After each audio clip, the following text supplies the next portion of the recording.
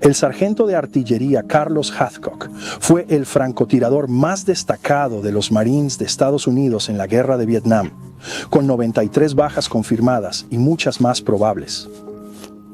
Desde su infancia aprendió a dominar el rifle, ya fuera cazando ardillas en su natal Arkansas o después de unirse al cuerpo de marines a los 17 años, cuando estableció un nuevo récord en Cherry Point para tiro con rifle de alto poder.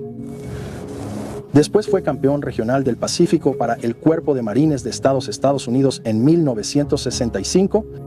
Ganó el codiciado campeonato de Wimbledon en Camp Perry, Ohio, y para aumentar la presión, el comandante del Cuerpo de Marines lo observaba mientras disparaba.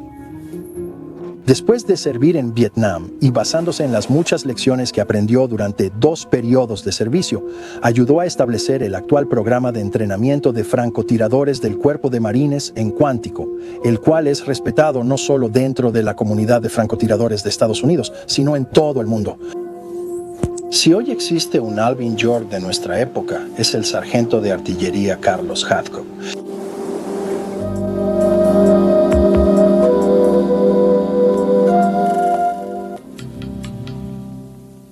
Pluma blanca. Sí, señor. ¿Qué pasa? Es como una marca personal. Cuando lo adopté en ese tiempo, en Vietnam, todas las tropas llevaban basura en sus placas de identificación, símbolos de paz, ¿sabes? Necesitabas un símbolo de paz. Y todo tipo de basura, anillas de granadas, todo tipo de cosas en sus gorras y cosas así. Bueno, yo lo adopté. La razón por la que lo adopté fue porque simplemente iba a que los malos vean y los francotiradores no hacen esto, no se supone que lo hagan. Pero yo era un individuo bastante beligerante, supongo, como francotirador y como que presumía mi autoridad, supongo. ¿Qué hiciste específicamente en tu pelotón en Vietnam que hizo que ese equipo de francotiradores del 7º de Infantería de Marina volviera a estar activo? ¿Qué hiciste? Me metí en muchos problemas, ¿eso cuenta? Porque yo sabía lo que eran los francotiradores, sabía cómo se utilizaban los francotiradores y cómo debían ser utilizados y empleados y todo eso. Y causé mucho revuelo como sargento de personal. Pero yo sabía y me metía en muchos problemas, sargento mayor de regimiento, pero se necesita eso. Se necesita eso. No le tengas miedo a tu trabajo. No le tengas miedo a tu trabajo. Mi trabajo era ser sargento de pelotón para 7 pelotones nocturnos de carreras, lo que significaba ser sargento de pelotón y oficial a cargo. Pero nunca había mi oficial a cargo. Era papeleo. Creo recordar que invitaste al sargento mayor a ser miembro de tu pelotón. Hice eso. Traté de ponerlo de mi lado. Intenté poner al sargento mayor de mi lado porque estaba entrenando mucho. Cuando los enviaron, yo los supervisé. Mira, estaban haciendo las cosas bien. Tuvimos 72 bajas en un mes más que todo, un batallón de armas muerto entonces. Y yo tenía muy poca gente. Menos que el cuadro autorizado, eso seguro. Hablando de bajas confirmadas, oficialmente tienes acreditados 93 enemigos confirmados. Sí, señor. ¿Y los probables? Siempre hablan de los confirmados en ese batallón, pero ¿y los probables? Posiblemente fueron más de 300 y un montón de heridos en acción. Fallé varias veces. ¿Y cuando fallas se convierte en una experiencia de aprendizaje? Sí, sí lo es. De verdad que sí. De verdad que sí. He aprendido que si fallas un tiro debe haber una razón en algún lado. Y evalúas el tiro, te evalúas a ti mismo, evalúas lo que está pasando a tu alrededor. Entonces descubres por qué, Lo cual suena a que recae en que un francotirador sea inteligente y analítico. Definitivamente, no sé ni cuál es la letra de esa palabra. Pero inteligente, tienes que ser muy inteligente. No soy el hombre más inteligente del mundo, pero puedo descifrar esas cosas. Uno de tus encuentros más famosos fue un enfrentamiento contra un francotirador en el que tuviste que superar en inteligencia a un francotirador norvietnamita muy profesional. Sí, señor, sí, señor. ¿Por qué no me contaste esa historia? Bueno, es solo que él estaba haciendo un mal trabajo. Este francotirador norvietnamita fue enviado para atraparme, lo cual realmente no aprecié. Hacía mal trabajo en una colina. Mataron a un artillero y un sargento afuera de mi puerta, junto a una choza. Y lo vi morir. Y yo hice un juramento en ese momento. Iba a atraparlo de una forma u otra. Y salí de Vietnam con 86 confirmados y muchos problemas. Y pensé que yo era un poco mejor que ellos. Así que solo un poco, porque seguía vivo.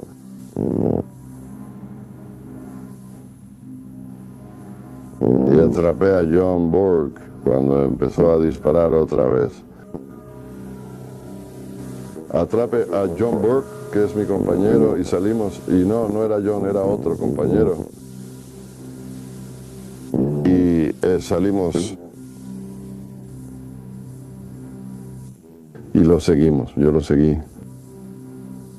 Como líder de equipo, lo seguí, muy cauteloso, era una persona muy inteligente y pensé que estaba cerca de ser tan bueno como yo, pero de ninguna manera, nadie es tan bueno, así que,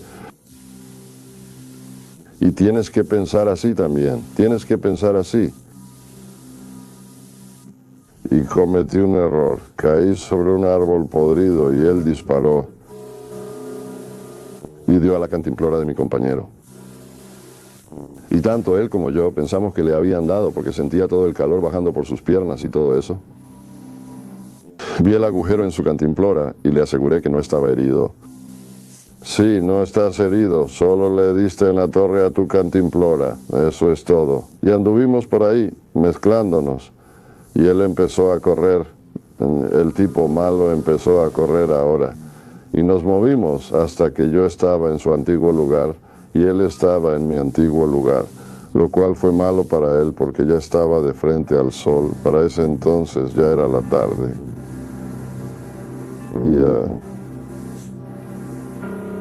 El sol brilló en la lente de su mira, supongo, y eso no lo sabía en ese momento, pero vi el destello, disparé donde estaba el destello y simplemente resultó ser el momento correcto y por cómo se veían las cosas, yo fui el más rápido en apretar el gatillo. De lo contrario, ellos me habrían matado. ¿Cómo lo sabes? ¿Perdón? ¿Cómo sabes que de otra manera te habría matado? Oh, ¿cómo sé que me habría matado? Porque disparé directo a su taza, no toqué sus ojos. No toqué sus ojos y tampoco le hizo ningún bien a su vista de ese lado. Estamos hablando del apoyo del observador, mientras que I-2 tiene que poder disparar. Sí. Hablemos de ese enfrentamiento de 5 días. Oh, no, eso sí que estuvo fuerte. Simplemente tuvieron la mala suerte de enfrentarse a nosotros. Era toda una compañía, ¿verdad? Era toda una compañía del norte de Illinois. Era completamente nueva. Los uniformes eran nuevos y todo. Y no tenían comunicaciones, lo cual era a nuestro favor. No tenían apoyo. Y lo vimos venir directamente por el medio, justo, 10 a nuestro lado y derribé al oficial que estaba al frente. Mi observador derribó al que estaba atrás, ya sabes, no tenían líderes, excepto uno más. Había uno y se acobardó después de que derribamos como a 3 y salió corriendo, lo cual no es bueno para la salud. No puedes correr muy rápido por los arrozales, eso seguro. Y no duró mucho. Y luego solo tenía un montón de novatos allá afuera. Eso era todo lo que tenía, y nadie a cargo, y eran jóvenes. Chicos muy entusiastas y grandes muchachos de Ho Chi Minh, supongo. Ellos seguían y seguían y seguían y seguían. Siempre tenía artillería no solicitada, incluso estando lejos. Esa noche Pedí bengalas no solicitadas y las mantuvieron toda la noche, y escuché después, años después, que los artilleros peleaban entre ellos para disparar a este tipo.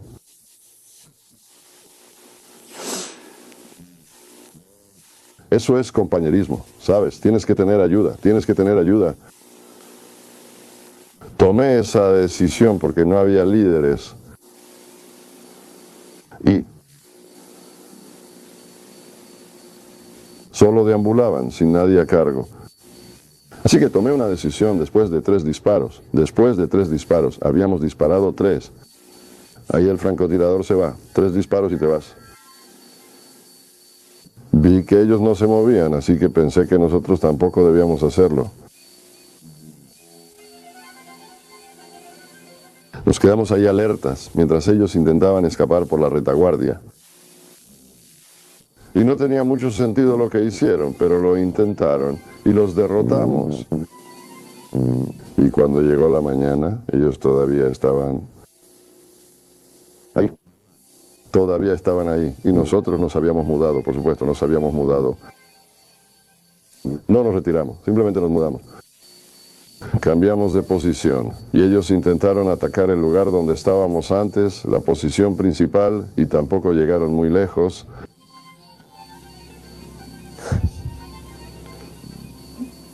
Así que 3 disparos y te sales de ahí. La mayoría de las veces deberías hacerlo. Esto continuó por... Dime cómo terminó. ¿Cuántos días duró? 5 días y noches, 5 días y noches. ¿Cómo terminó? Terminó porque yo llamé. Nos estábamos quedando sin víveres, sin municiones, sin casi todo. Y pensé que ya era hora de salir de Dodge, así que decidí por nosotros. Y cubrieron todo desde esa villa en la parte de atrás, de todo el valle hasta donde estábamos nosotros.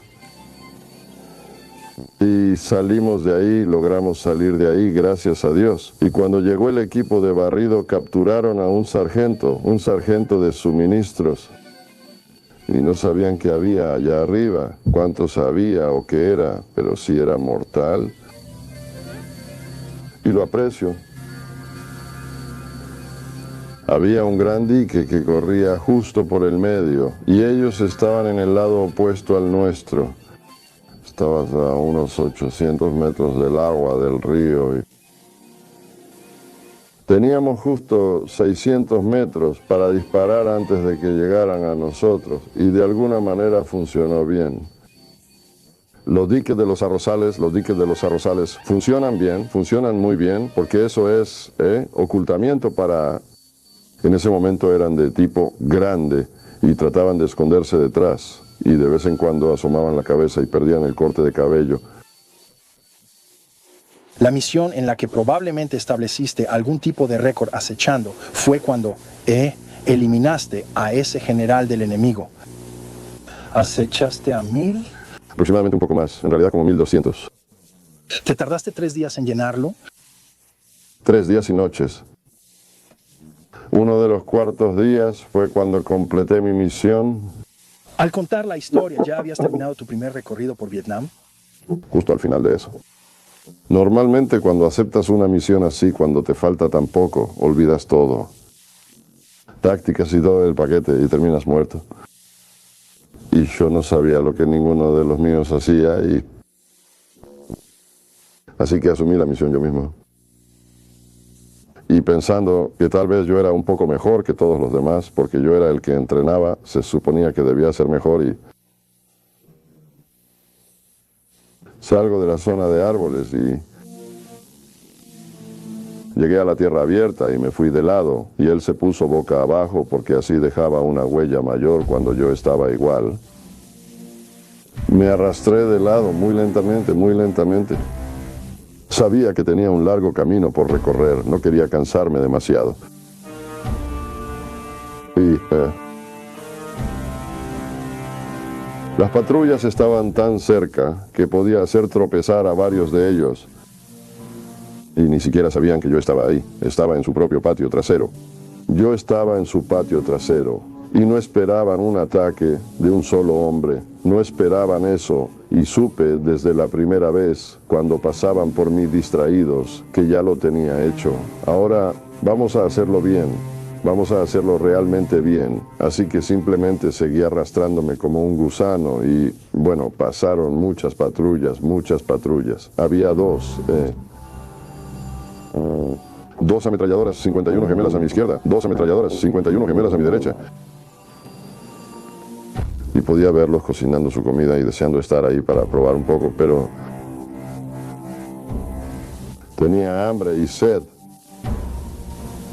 Pero tienes un trabajo que hacer. No puedes dejar que nada de eso te afecte. Estás en tu burbuja y eso es todo. Es tu trabajo, tu trabajo. Y me arrastré hasta esa pequeña elevación con una ruta de escape a mi derecha, hacia la línea de árboles que estaba entre todos los 51 y que estaban preparados para ataques aéreos. No creo que pudieran llegar tan lejos, gracias a Dios. Y vi a todos los muchachos corriendo esa mañana y me deshice del tipo malo y... ¿Qué tan lejos está eso? Eran 700 yardas, justo donde tenía calibrado mi rifle, y estimé esa distancia para mi salida. Tomé mi rifle y lo calibré. Solo esperé el viento, la temperatura y la humedad, repasando todo rápidamente en mi mente. Y funcionó muy bien, justo ahí. Y luego tuve que salir, tenía que alejarme. Cuando hice el disparo, todos corrieron en la dirección opuesta porque ahí estaban los árboles, ahí estaban los árboles. Y se me vino a la mente, oye, tal vez tengas algo aquí. Así que fui a esa zanja, una pequeña hondonada, y llegué hasta la línea de árboles. Y cuando pasé, quise ponerme de pie para ir un poco más rápido. Pero debía cuidar las trampas explosivas al volver a mi punto de recogida. Ese escuadrón estuvo diario en el punto de recogida. Y se volvieron complacientes. No pudieron recogerme cuando estuve ahí, no pudieron recogerme. Sonaba como una manada de camiones de volteo vacíos con muchas latas adentro, pero... También hubo otro incidente importante en el libro, y esa fue la historia de Apache. Oh, la verdad no me gusta hablar de ella, pero cada vez que dices algo sobre ella, veo a esa niña acercarse al agua. ¿Esa era la niña a la que ella había lastimado? Sí. Skid. Ella era una...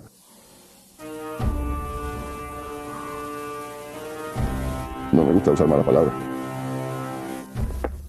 Ella era una mujer muy mala, una mujer muy mala. Tenía su propio pelotón de francotiradores allá abajo. Y creo que estaban tras todos mis francotiradores, yo mismo, todos. Ella estuvo ahí cuando relevamos a la tercera división y cuando la primera división tomó el control. Y ella simplemente siguió avanzando. Había estado quemando a mucha gente antes de que llegáramos. Y ese era el objetivo principal, más o menos para mí. Y yo estaba en su propio territorio. Ella invadía mi territorio y no me gustaba.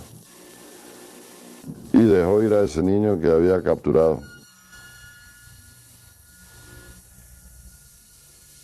Toda la noche y la mitad del día siguiente. Al llegar bajo el alambre, estaba en un búnker, observando y escuchando. Esa mañana ella lo dejó ir. Él murió en el alambre. Este fue personal. Este fue muy personal. Muy personal. Y cuando conocí a esa señora, lo cual fue algo casual, ya sabes, el capitán E. J. Land y yo, el capitán E. J. Land estaba a nuestro cargo. Y él y yo estábamos en la posición y vimos que venía una hamburguesa y creo que yo tenía el rifle en ese momento y estábamos en medio de cambiar los rifles y lo vi, Ahuati lo vio y estábamos como forcejeando por el rifle, ya sabes, dámelo, no, dámelo, yo disparo. Sí, fue una comedia de errores. Todo fue una comedia de errores. Y por supuesto, el tipo malo se escapó. Y seguramente fue de regreso y le contó a su jefe. Y había una notita ahí. Y teníamos a Carl Hardy. Oh, yo siempre tuve eso. Y vi que venía el grupo. Eran como 5 de ellos. Y la vi agacharse para hacer pipí. Estoy seguro de que era ella. Y es que allá llamó, la dejó ir. De hecho, me atraparon detrás de ellos. Y corren justo por ese pequeño camino en medio, directo hacia nosotros. Error. Y el tipo que iba delante de ella intentaba que se detuviera porque estaban corriendo directo hacia nosotros, donde ya nos habían visto antes. Él intentaba que se detuviera. Pero yo la detuve. Y la jalé una vez más por si acaso, porque creo que ese fue el mejor disparo que he hecho en mi vida.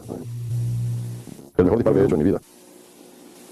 Tenemos un encuentro importante, más del que hablar, y ese fue único para ti y también sigue siendo un entorno de tiro especial, disparos a más de 1000 yardas con .50 calibre. ¿Por qué no nos cuentas la historia de tu disparo a 2500 yardas? Bueno, me enviaron a una misión. Teníamos, o el capitán Landon hizo que los Seabees, creo, fabricaran un soporte para adaptar el rifle, la inercia de la mira de mi rifle, que también serviría para una .50 calibre, que tenía una rampa para eso. Y me enviaron principalmente por eso, para ver cómo funcionaría, y observé que me tomó casi un día completo lograrlo. Puse a este joven cabo en el camino y yo llevé el arma. Estábamos elevados en la cima de una pequeña montaña. Ya sabes, había tipos malos por todas partes. No enviabas patrullas fuera de esa montaña porque debían sobrevivir. Y estuve ahí durante 3 días. Movimientos, quién se movía, cuándo se movían y todo el paquete completo. Yo lo observo. Y el tercer día lo calibré. Me tomó 3 disparos calibrarlo. La distancia más cercana era de 1000 yardas. La distancia más lejana era de 2500.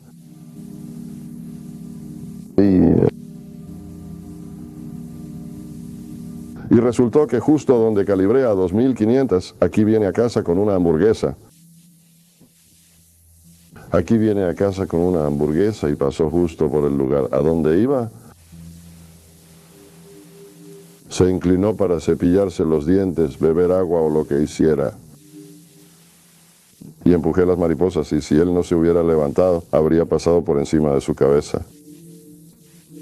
Pero como la suerte lo quiso, él se levantó y atrapó ese pedazo de plomo.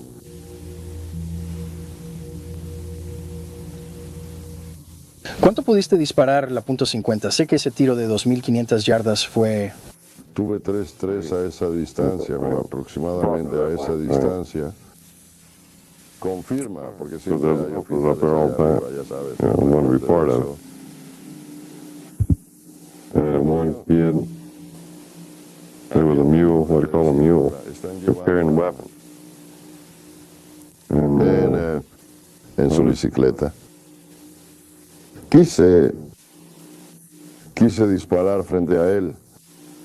Debió haber sido un tiro de arrastre o algo así, pero le tumbé la bicicleta a mi nerd. Impactante.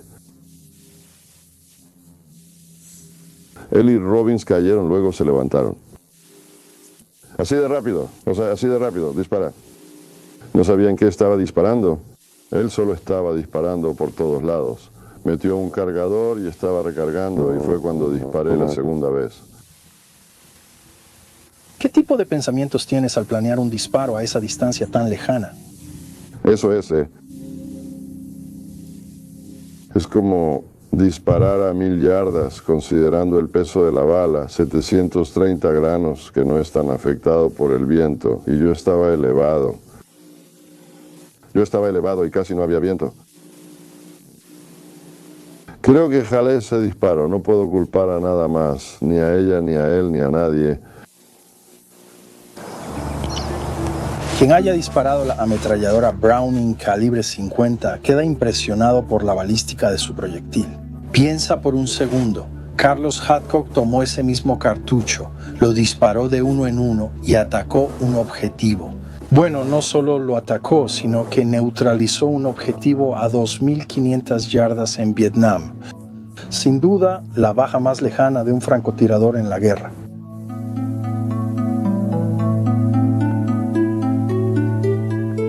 ¿Cómo fue establecer la escuela original de francotiradores moderna en Cornico?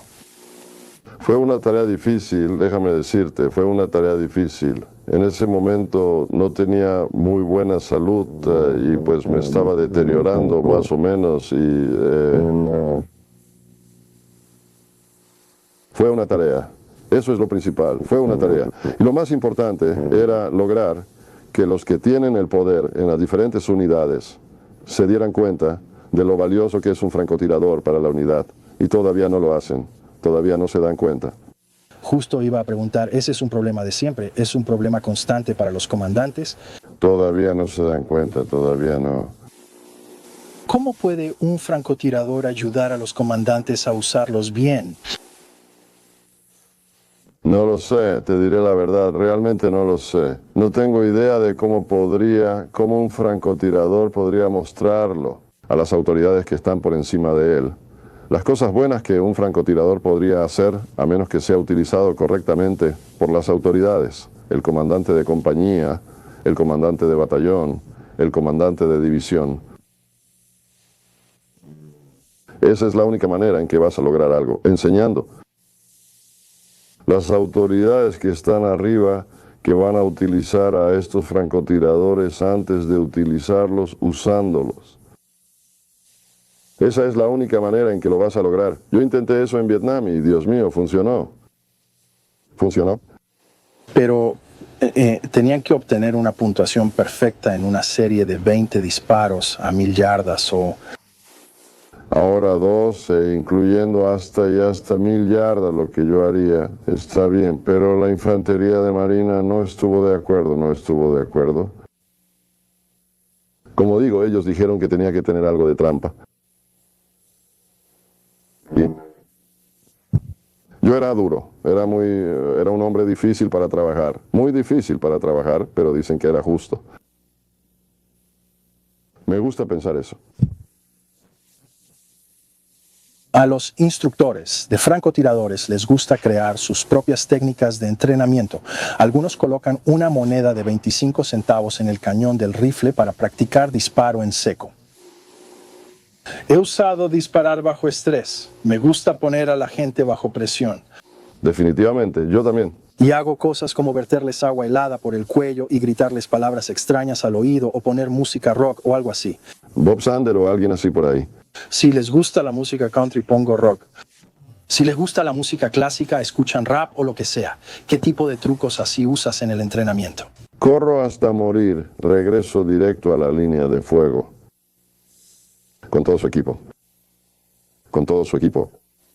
Ese es el único estrés que puedo causarle. Y ese estrés está bastante bien. A veces les hago hacer de 15 a 30 flexiones. Y luego correr. Como digo, soy un hombre difícil para trabajar. Tengo estándares muy altos para mi gente. Muy altos. ¿Qué porcentaje de tus estudiantes de fuerzas del orden aprueba tu entrenamiento? ¿Porcentaje? Tal vez 70. Tal vez 70. Tal vez 70. Me gusta tener 20 personas en mis escuelas. Así puedo manejarlo. El jefe me permite llevar a 2 instructores 2 veces al año y aquí tengo uno. 20 instructores es más o menos lo que podemos manejar. Eso es todo lo que podemos manejar. 20 estudiantes aquí. ¿Qué tipo de características buscarías en una persona que quisiera convertirse en francotirador? ¿Cuáles serían las características más valiosas que necesitarías? Buscaría a alguien tranquilo y con conocimientos, con habilidades innatas, muy inteligente, con conocimientos de técnicas de camuflaje y de armas. Y que pueda decidir desde dónde observar y registrar por escrito. ¿Y la paciencia? Cuéntame sobre la paciencia de un francotirador. Paciencia, debes tener muchísima paciencia. He pasado 3 días en un lugar solo observando. Requiere paciencia extrema. Una cantidad extrema. Y les pongo pruebas muy duras en mi escuela, seguro. Los dejo afuera durante 4 o 5 horas. Salgo, como algo, tomo una copa mientras ellos están ahí. Y tienen que estar observando todo lo que sucede, todo. Les pongo pequeños giddy gappers para que los observen, para ver. Y yo definitivamente haría cosas. ¿Cómo alguien se mantiene alerta al observar? Bueno, ¿cómo observas durante tanto tiempo? Bueno, hay un equipo, 2 personas y ambos tienen que ser entrenados exactamente igual para poder cumplir toda la misión. Y sugiero para los francotiradores de contraataque aquí, Estados Unidos, 20 minutos observando. Eso no significa que el francotirador esté ahí mirando, porque él también se agotaría. Tienes un observador, un francotirador, el francotirador principal. Así que ninguno de los dos está mirando por la mira, solo uno de ellos, el observador. Ese es su trabajo. Ese es su trabajo. Tu trabajo es eliminar la situación, así que se turnan cada 20 minutos para que ninguno de los dos se agote, ¿de acuerdo? Era igual en Vietnam, 30 minutos. 30 minutos allá. ¿Qué hace a un buen tirador? ¿Cuáles son las habilidades, controles y atributos necesarios?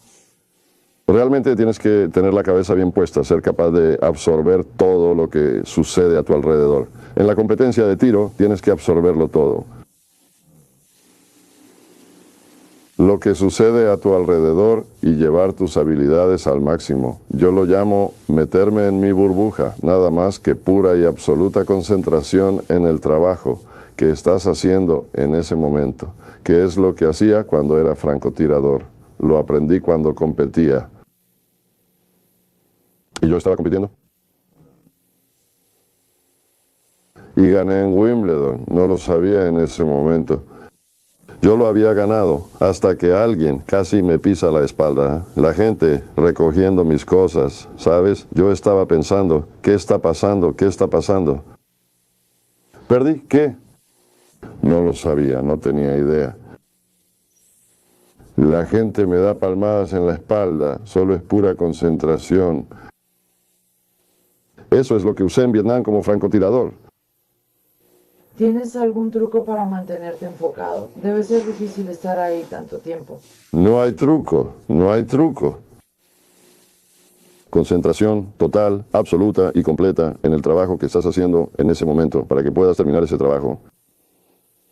Y terminar ese trabajo con éxito. Acabas de describir tu burbuja y la experiencia en Wimbledon. Ahora, esa burbuja es que cierras el resto del mundo para que estés enfocado, concentrado solo en una cosa. ¿En qué piensas cuando realmente estás mirando a través de la mira? Repasando los principios básicos de la puntería, lo básico. Llevo una tarjeta en mi bolsillo trasero que todos mis contrafrancotiradores tienen que llevar porque yo se las doy, que son los conceptos básicos para disparar con rifle de mira. Y también se aplicará el disparo con mira de hierro. Así que, siendo yo el encargado, por así decirlo, tengo que llevar 2 porque les hago llevar una cosa. ¿Cómo planeas el disparo, cada paso específico sobre cuándo hacerlo, dónde colocar la bala? ¿Cómo es ese proceso? ¿Cómo planeo un disparo? Sí, colocar el disparo, Colocar un disparo. cronometrándolo. ¿Sabes dónde tienes que dispararle al malo para acabar con él rápido? Supuestamente. Eso es en la cabeza, y puedo hacerlo a 640 metros imposible, ni de broma. Así que simplemente evalué las condiciones en las que estaba, lo que estaba pasando, lo que ocurría entre yo y el objetivo, y a partir de ahí hice mejores decisiones. Entonces, ¿a qué apuntas? Parecía funcionar. Intenta tú. ¿Dónde le disparaste y por qué? Un francotirador militar, es un tirador de área. Es un tirador de área y tienes 19 pulgadas desde la cintura hasta la barbilla a las que puedes disparar y 12 pulgadas de ancho a las que puedes disparar. Así que tienes un gran espacio ahí, tienes un gran espacio. Y para hacer todo correctamente, deberías darle justo en el medio. Tu objetivo no está a la izquierda, como todos dicen. Yo creo que está justo en el centro, justo en el medio. ¿Qué hay de disparar en seco? Oh sí, tienes que disparar en seco. ¿De verdad tienes que hacerlo? ¿De verdad tienes que disparar en seco? Solía volver loca a mi esposa cuando practicaba en la sala. Vivíamos en un departamento pequeño cerca de Carolina del Norte y en la sala yo practicaba disparos en seco, ya sea de pie, sin apoyo o en posición prona, cualquier posición en la que quisiera trabajar en ese momento. Hora tras hora tras hora. Asegurándome de que todo estuviera bien. ¿Tú también recomendarías eso? ¿Qué otros tipos de práctica recomendarías además de disparar en seco? ¿Disparar en seco es probablemente la más importante para el tiro? Sí, antes de disparar, practícalo. Es magnífico, magnífico. Es una tarea, es otra tarea, eso es todo. Y porque estás ahí. No pasa nada a tu alrededor. Tal vez la televisión está encendida y tienes que pensar, concentrarte en lo que estás haciendo. Tienes que concentrarte en lo que estás haciendo. Tratar de mejorar, mejorar. Y levantar pesas es una parte fundamental de eso, la parte principal. ¿Consideras que el tiro es una habilidad que se pierde fácilmente? El tiro es una habilidad que se deteriora, una habilidad que se deteriora. Si no la practicas lo suficiente, la pierdes. Y no hay manera de recuperarla, a menos que sigas tirando. Eso es como aquí en Virginia Beach, mis francotiradores de apoyo en Virginia Beach. Entrenamos una vez a la semana, una vez a la semana. Así que ellos están en la primera línea todo el tiempo. Y para que no pierdan sus habilidades, entrenamos una vez a la semana y el jefe va conmigo. ¿Cuál crees que es la práctica mínima que necesita el fusilero para lograr puntería de francotirador? Puntería de calidad de francotirador, que lo mínimo, yo diría una vez a la semana, una vez a la semana. Y entrenamiento de calidad con un entrenador de calidad. No solo salir por tu cuenta y decir, oh, hoy voy a hacer esto. Ten a alguien que te programe y que no te deje saber qué va a pasar cuando llegues ahí. A veces no disparamos para nada, practicamos movimiento, camuflaje, ocultamiento, todo lo que un francotirador necesita practicar en diferentes momentos, pero todo se deteriora. Si no lo practicas se te va a olvidar. Si hay una cosa que es lo más importante que realmente necesitas para tener éxito como francotirador militar, ¿cuál sería esa cosa? Observación porque ese es principalmente tu trabajo, principalmente, y un disparo es secundario. El disparo es secundario porque toda la inteligencia que recopilas como francotirador militar o policial o contra francotirador es muy pertinente a la situación y por eso tienes que reportarlo a las autoridades y el disparo es casi algo secundario. Si ves a alguien que estimas que tiene un alto rango y está liderando a las tropas y todo eso, entonces podrías eliminarlo en el acto. ¿Cómo decides tus prioridades como francotiradora militar? Bueno, líderes, operadores de armas colectivas, operadores de comunicaciones, esos son los tres principales. Esos son los tres principales. Y esos son los únicos en los que siempre me enfoqué. No elegí a Homero Smucatelli allá afuera porque ese no era mi trabajo. No era mi trabajo. En cuanto a entrenar marines o entrenar francotiradores, Special Weapons and Tactics, ¿cuáles son las diferencias? Hay una gran diferencia, como te dije. La policía en su mayoría no tiene disciplina, no tiene la disciplina adecuada. Dejo eso de lado, luego obtienen la disciplina adecuada hasta que pasan por mi escuela. Por 2 semanas, luego la tienen porque pido una cosa, insisto en una cosa en mi escuela, disciplina.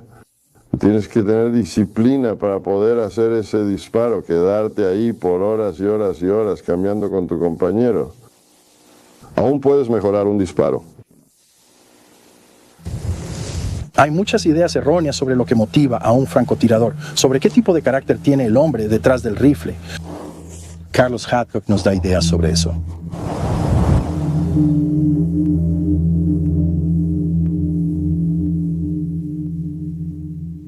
¿Qué significa para ti ser un francotirador? Simplemente la función de una unidad, como ser conductor de camión o una persona que lleva las compras. Solo otra entidad dentro de la unidad en general. Así lo veo ahora, aunque muchos no lo veían igual. Pero muchos creen que el francotirador es élite. No, no son una élite. Uno piensa que es mejor que los demás.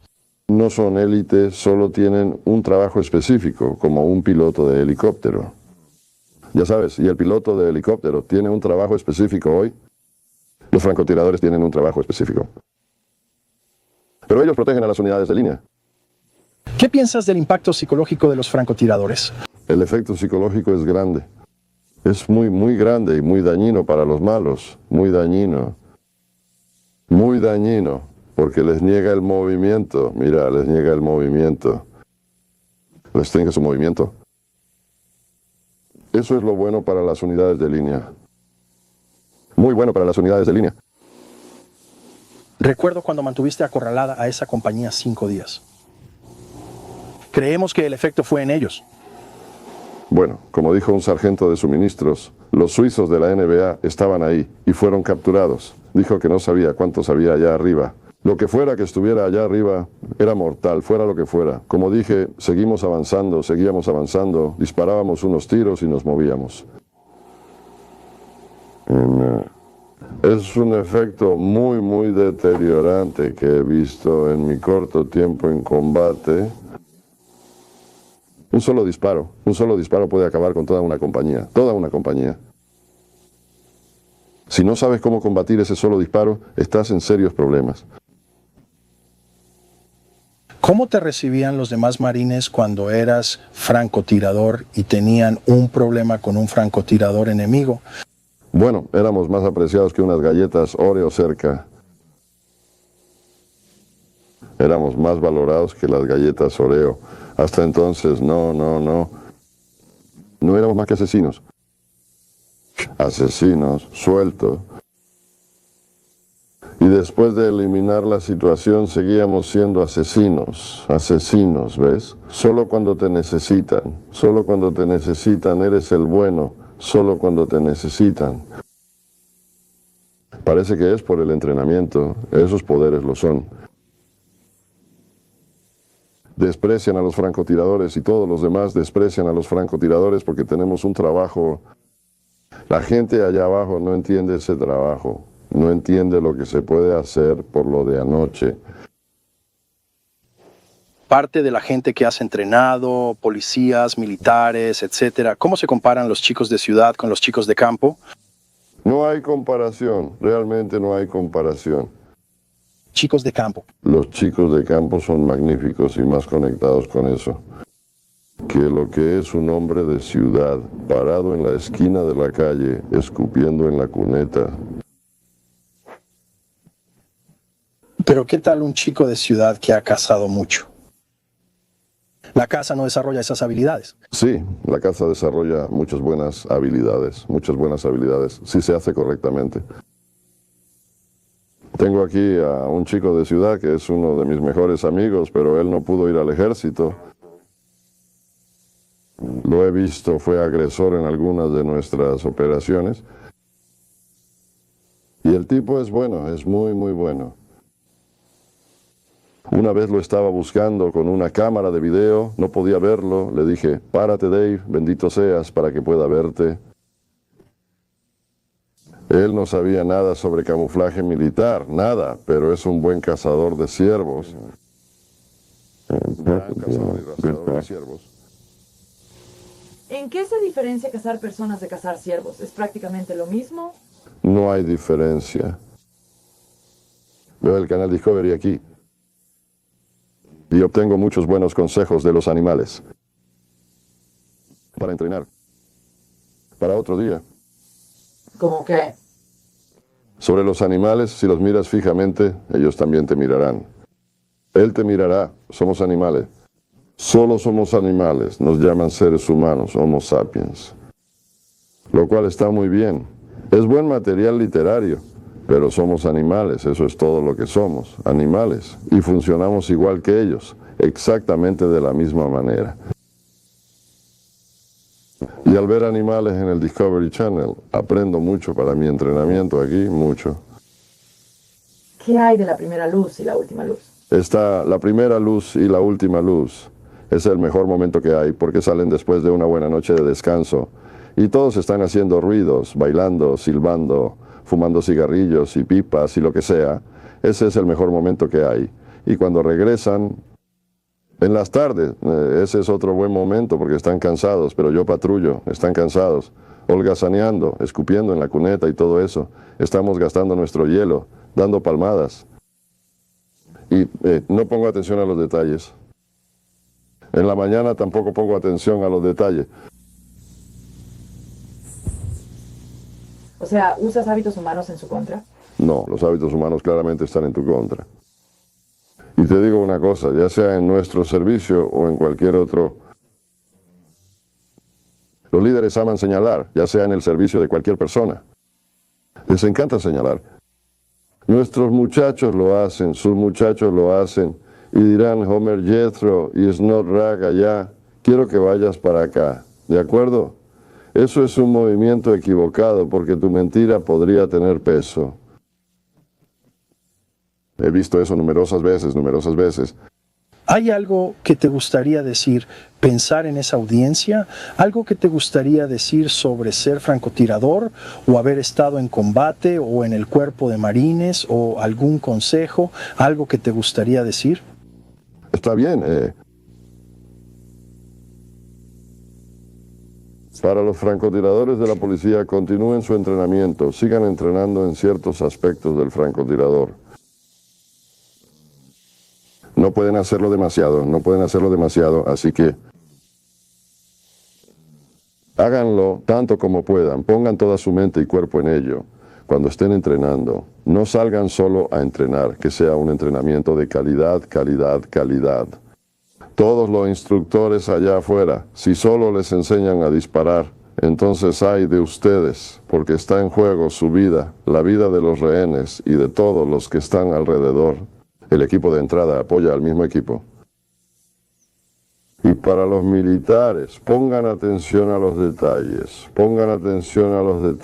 entrenen. Como digo, estás en el área disparando, pero tienes que hacer que cada disparo sea el mejor de todos. Y para los contrafrancotiradores, ustedes no están disparando al área. Ustedes están disparando con precisión quirúrgica y exactitud total. Tienen que ser muy buenos. Van a golpear un solo punto para eliminar la situación sin titubear. Tengo una pregunta más mientras hablamos de disparos. Mucha gente habla sobre la determinación de apretar el gatillo cuando es necesario. Eso es algo que obviamente el francotirador debe tener. ¿Esto es algo con lo que naces o es una habilidad que se puede enseñar? No creo que sea una habilidad que se pueda enseñar. Tiene que ser algo arraigado, como si fueras un cazador o algo así, y eres capaz de atrapar un venado, un conejo, una ardilla, lo que sea que vayas a llevar a casa para comer, y si fallas, no comes esa noche. Así que tiene que estar arraigado, tiene que estar dentro de ti. Tienes que hacerlo de esa manera. Y otro ser humano vivo, respirando, no me gustaba matarlo. De verdad no me gustaba matarlo, pero enfrentarme a otro ser humano vivo, respirando, que podía matarme tan rápido como yo a él, ese era el reto. Ese era el reto. ¿Cómo te gustaría ser recordada? ¿Qué tal un asado de cerdo?